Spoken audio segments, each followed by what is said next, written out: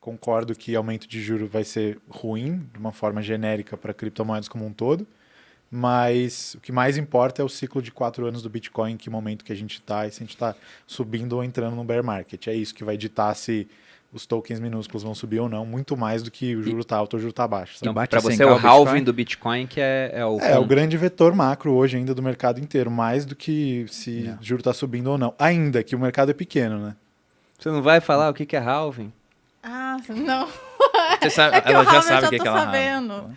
Pô, pessoal, vocês têm que assistir o podcast que a gente falou só de criptomoedas. Exato. Olha aí. Mas o Mas o halving que é o halving? isso. Por favor, Felipe. O halving, ele é o ritmo... Ele Eu é, já tipo, vou quase explicar o aqui. ritmo cardíaco do Bitcoin, a batida do coração do Bitcoin. Então, como vocês sabem, a maioria das moedas governamentais cada vez tem mais em circulação, ou seja, elas são inflacionárias, por isso que elas valem cada vez menos, entre outros motivos. E o Bitcoin, pelo contrário, ele não ele é desinflacionário. Então, cada vez tem mais, mas cada vez a quantidade de Bitcoin Que entrando em sai circulação é menor, até que não vai mais ter e vai Quando ser é o limitado. próximo halving? 2024. Então, cada vez a percepção de escassez na cabeça das pessoas é maior e, tipo, o número é limitado. Então, Não, é só explicando. De isso é- tempos em tempos, isso é eles diametralmente liberam. oposto ao que acontece nas moedas de governo. Só que isso não acontece linearmente. Não é cada dia que diminui um pouquinho a emissão de Bitcoin. É a cada 4 anos, de tempos em tempos.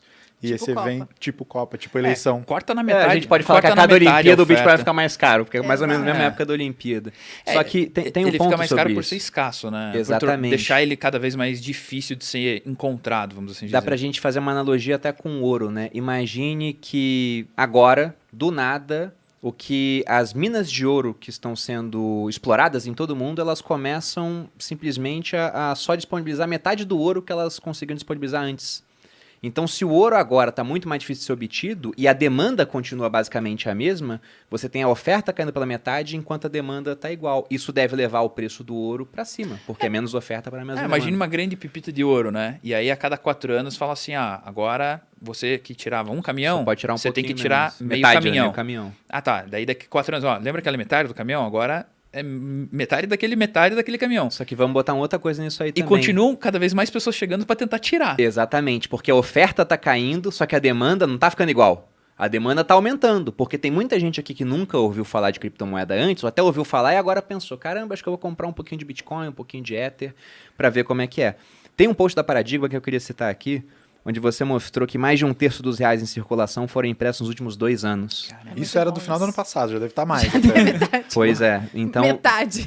É absurdo o que fazem com a 99%. moeda fiduciária. E depois o pessoal pergunta, nossa, por que o real cai de preço ano após ano? Por conta disso. E teve um comentário que eu acho interessante, porque uma das coisas que eu queria ver também, estamos falando aí de como ganhar dinheiro com cripto, metaverso, empresas que podem liderar, protocolos, mas também tem gente que vai perder nessa história.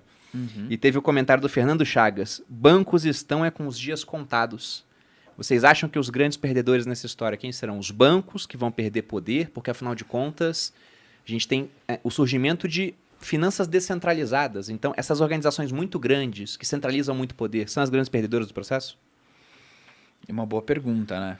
Diria que são, mas eu não acho que os bancos vão deixar de existir. O próprio Ralph Finney, que é um dos proponentes da Satoshi Nakamoto aí, muita gente acha que ele inventou o Bitcoin. Que é o cara que se congelou. Que é o cara que se congelou e que muita gente acha, inclusive, que ele vai acordar no futuro e voltar pro passado e que várias das coisas que estão acontecendo é ele dando sinal pra gente prestar atenção no que tá acontecendo. Como é que é o Metaverso. negócio? Seja bem-vindo ao metaverso.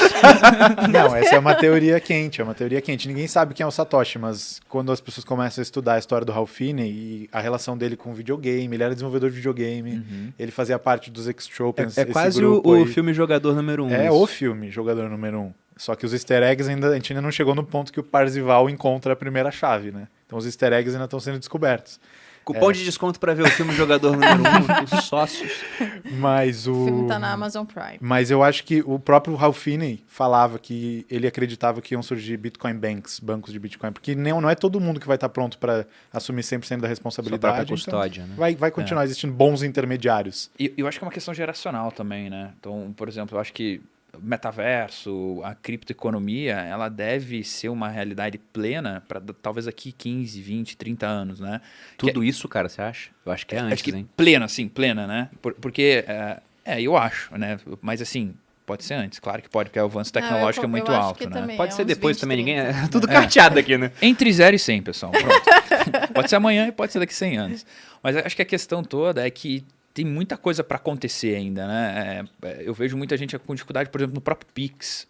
Se você compara a chave aleatória do Pix com uma carteira de Bitcoin, é a mesma coisa, né? Mas eu acredito que você perguntou, né? Quem que é o mais afetado? Eu acho que os bancos eles não vão deixar de existir, mas eu acho que eles vão tentar se reinventar. E aí talvez aí eles tenham uma curva de aprendizado um pouco longa, né? Porque quando a gente fala de aplicações descentralizadas, a maioria dos protocolos elas são DAOs, que são protocolos geridos pela comunidade. Então acho que pode acontecer de surgir DAOs, cada vez mais protocolos geridos O que é um DAO? Cara, agora o termo eu Não, congelei. Decentralized Autonomous Organization, mas Isso. só o conceito, o que Tá. significa? É um grupo, né? Um grupo autônomo. Basicamente, grupo as autônomo, pessoas que centralizado. possuem aquela criptomoeda específica, elas têm poder de voto e sempre que uma proposta é feita, a comunidade, os donos dos tokens, que seriam como shareholders ali daquele protocolo, podem votar a favor ou contra, né? Não, um banco poderia pegar os bilhões que eles têm de lucro hoje e começar a comprar esses tokens dos protocolos. Eu não né? sei por que não fizeram ainda, né? Eu também penso nisso toda hora, pensando no governo. Os caras têm reservas, aqui no Brasil, bilionárias em dólares. O Biden não para de criar novos programas de estímulo, criação de mais dólares.